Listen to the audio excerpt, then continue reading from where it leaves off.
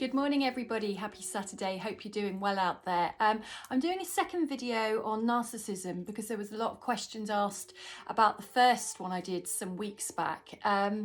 So the first one was more about generalizations about what symptoms of a narcissist are, so you can be a bit more clearer in your life. I am aware, narcissists get banded around a lot, so we can label anybody narcissist, but that's not what it's about. Narcissism is a very, very, very specific type of way of being that we can all have one trait of it, or maybe two. So when it's narcissism, there's a lot more traits than just a few, because we're all human. We all have, flaws and faults and ways of being that we can evolve from. The thing is with narcissism is what happens is when it starts to become clear that we're connected to somebody,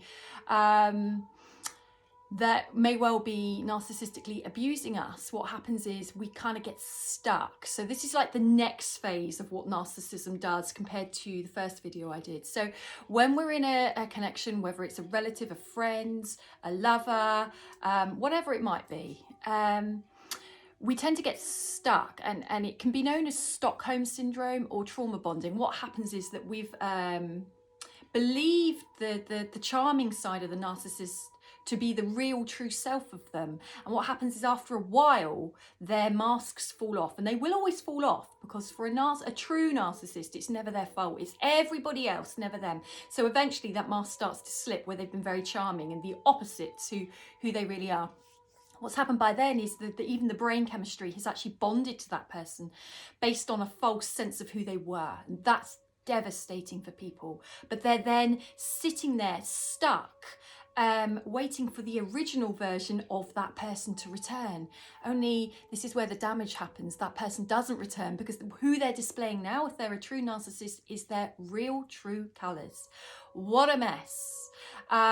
People often stay in those connections for too long because they are being brainwashed, and because the default pattern of a true narcissist is that it's never their fault, they're always the victim, it's always been done to them. What happens is to the person that they're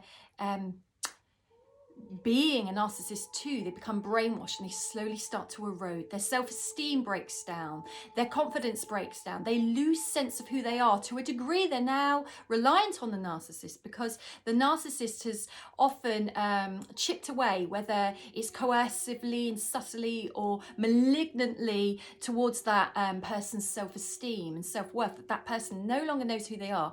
They become reliant on the narcissist because they're so demonized that they actually start to believe what they're being told. And this is where it goes extra, extra wrong. They start to lose who they are. So now they're trauma bonded. They're attached to this person who's telling them all these awful things about themselves. And I'll tell you why.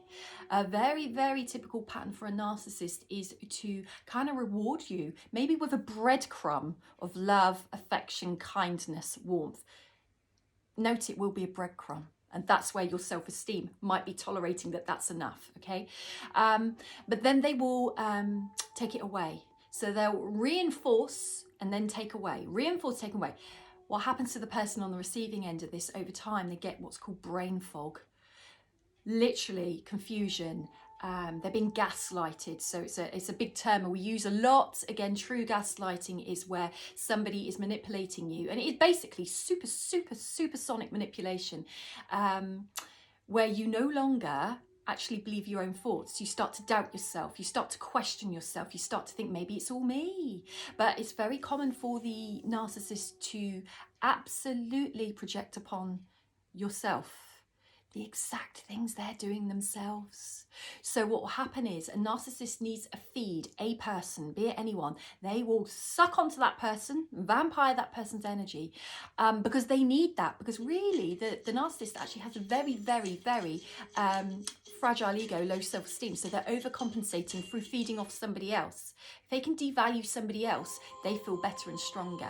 If they can put somebody else down, they've got control. And it's all about control, because if the narcissist isn't in control, things go wrong in their inner world, because they're not dealing with any of their stuff. They're just projecting it right onto you as if it was yours when it's not.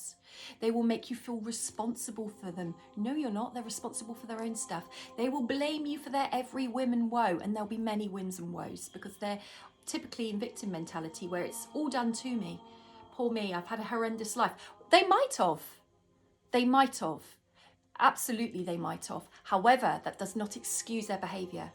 Typically, the people that fall into the traps of staying around a narcissist are hugely empathic. They might have had a horrendous life themselves. So an empath and a narcissist, terrible mix, but goes so well to start with. So empath can see past all the bad behaviours of the narcissist once they start to exhibit them, which takes a while, because they're saying, oh, poor narcissist, all these awful things. So it pulls on the empath's heartstrings. Narcissist is lapping this up, loving it. Oh, look, I can get away with anything. I can do anything.